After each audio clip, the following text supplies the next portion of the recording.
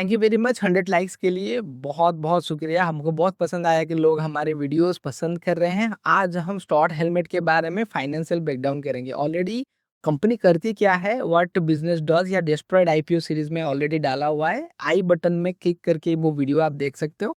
अभी हम बात करेंगे कि फाइनेंशियल ब्रेकडाउन कैसा है, इसका रेशियो एनालिसिस करेंगे, प्रॉफिट एंड लॉस स्टेटमेंट देखेंगे और फाइनली बैलेंस शीट भी इसका चेक। रेशियो एनालिसिस में प्रिपेयर नहीं होता, लाइव आपके साथ ही डिस्कस कर रहा हूँ। देखिए 2022 में ₹14 का इसका ईपीएस था, अब ₹21 का ईपीएस है और बुक वैल्यू के बारे में देखा जाए तो बुक वैल्यू हल्का-सा गिरा हुआ है। मतलब एसेट्स इन्होंने हल्का-सा बेचा था, अभी फिर से एसेट एक्वायर कर रहे हैं। ये तब होता है जब पुराने जो मैन्युफैक्चरिंग फैसिलिटीज़ है, उसमें अगर कुछ प्रॉब्लम्स आता है या फिर अपग्रेड करना होता है, तो पुराने मैन्युफैक्चरिंग एसेट्स को बेचा जाता है और नए एक्वायर किया जाता है। ये एक अच्छा साइन होता है। मार्जिन रेशियो के बारे में बात किया जाए तो 21% का ग्रॉस प्रॉफिट मार्जिन है, 18% का ऑपरेटिंग मार्जिन है और 13% का नेट प्रॉफिट मार्जिन है। अगर ईयर ऑन ईयर देखा जाए तो ये बढ़ते जा रहा है, जो कि अच्छा साइन है। और 18 से 13% का इनका नेट प्रॉफिट मार्जिन आ रहा है। 5% का शायद इनका इंटरेस्ट या फिर टैक्सेशन वगैरह जा रहा है।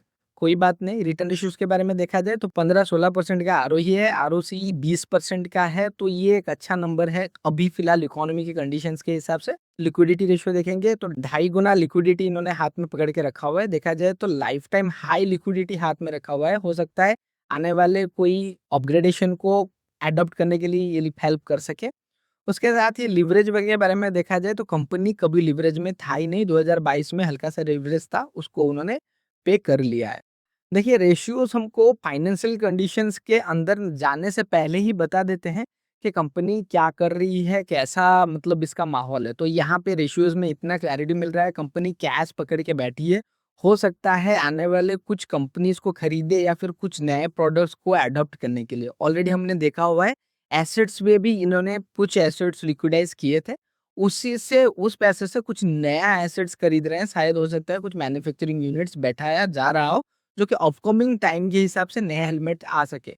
मैं जितना गेस कर रहा हूँ, जैसे आगे जाके लोगों को हेलमेट्स चाहिए ब्लूटूथ वाले जिसमें फ़ोन रिसीव हो सके, म्यूज़िक भी चलता रहा हो, ऐसे नए-नए मॉड्यूलर हेलमेट्स आ रहे हैं। शायद हो सकता है वैसे मैन्युफैक्चरिंग के ऊपर भी फ़ोकस कर रहा हो। अगर ऐसा कुछ प्रोडक्ट्स वो लॉन्च करता है और अफोर्डेबल प्राइस में और ऑलरेडी स्टॉड का ब्रांड है और क्वालिटी ब्रांड के विषय में हमको पहले से भी आइडिया है, तो हो सकता है कंपनी बहुत अच्छा खासा माइलेज बन पाए और अर्निंग्स के हिसाब से हम तो देखा हुआ है ईपीएस में बढ़ोतरी देखने के लिए मिल रहा है। अभी प्रॉफिट एंड लॉस स्टेटमेंट में देखेंगे कंपनी प्रॉफिट कर रही है या नहीं। प्रॉफिट एंड लॉस स्टेटमेंट में 2021 में अगर देखा जाए 480 करोड़ का सेल था, अभी 634 करोड़ का सेल है। और अभी ऑपरेटिंग मार्जिन के बारे में बात किया जाए तो मार्जिन हल्का-सा गिरा है। 2023 में मार्जिन लगभग 12% तक चला गया था। अभी फिर से मार्जिन बढ़ के 19% का मार्जिन है। इनका मार्जिन अप एंड डाउन होने के पीछे का रीज़न समझेंगे। मैं जितना देख पा रहा हूँ, इनका रॉ मटेरियल कॉस्ट जब भी बढ़ता है तो इनका मार्जिन घट जाता है और मटेरियल का प्राइसेज़ जैसे ही गिरता है तो ये इनका मार्जिन बढ़ता है। तो ये कमोडिटी साइकिल के ऊपर बहुत ही डिपेंडेंट है। अगर आपको कमोडिटी साइकिल क्या है पता नहीं है तो बैठ जाओ बेटा, इक्विटी में पैसा बनाना थोड़ा मुश्किल है आपके लिए।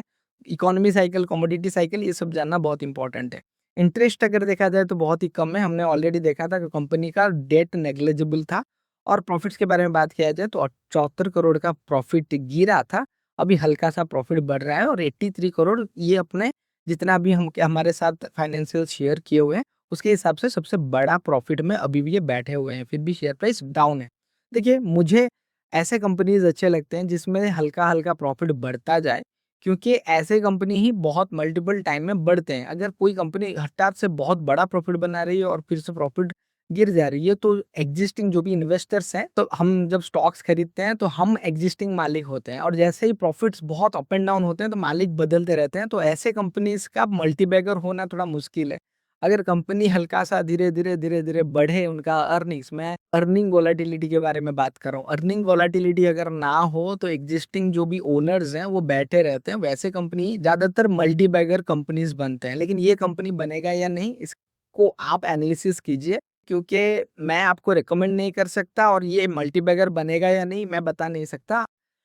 अभी बैलेंस शीट हम एनालिसिस करेंगे, देखेंगे कि इक्विटी कैपिटल अगर देखा जाए तो 2025 में इक्विटी डाइल्यूट हुआ था जिससे आईपीओ आया था, उससे पहले इन्होंने इक्विटी डाइल्यूट नहीं किया था, रिजर्व इनका बढ़ रहा है और बोरेंस घट रहा है, तो मोटा मोटी बैलेंस शीट अच्छा है। पूरा बैलेंस शीट पढ़ने के लिए पूरा डिटेल्स वीडियो में जाएंगे तो बहुत लंबा हो सकता है वीडियो। मैं यहाँ पे आपको बिहाइंड द प्राइस कंपनी कैसी है और उसके साथ ही कंपनी का फाइनेंशियल कंडीशंस कैसा है और शेयर प्राइस क्यों गिर रहे हैं, इसके ऊपर मैं डिस्कशन कर रहा था। अगर आपको लग रहा है कि ये कंपनी बढ़ सकता है तो खुद से इन्वेस्टमेंट ना करें, हमेशा एक सेबी रजिस्टर्ड एडवाइजर के साथ एनालिसिस करके स्टॉक खरीदे, तभी जाके आप सेफ्टी जोन में बैठ सकते हो। स्टॉक खरीदना बड़ी बात नहीं होता, अगर बढ़ जाता है कब एग्जिट करना है ये आपको पता नहीं चलता।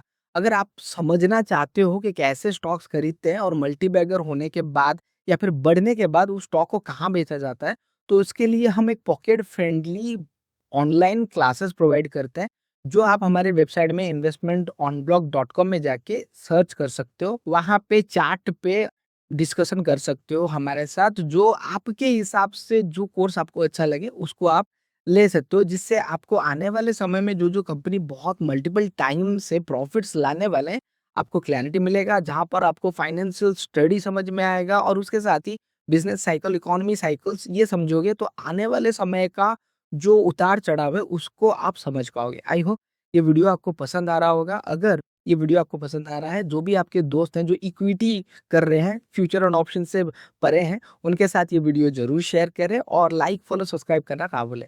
Thank you very much. Investment on block.